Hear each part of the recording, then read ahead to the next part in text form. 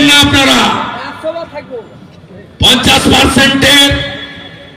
উপরে যখন থাকবেন না, সিপিএম মাঝে মাঝে বেরোয় না লাল ঝান্ডা নিয়ে, ইনকিলাব জিন্দাবাদ, পাকিস্তানে জল বন্ধ করলে কেন মোদিজি জবাব দাও, যুদ্ধ নয় শান্তি চাই, সেকুলার এই মাকুয়া সেকু এদের এই ধর্ম নিরপেক্ষতার বাণী থাকবে না, সারিয়া কানুন চলবে,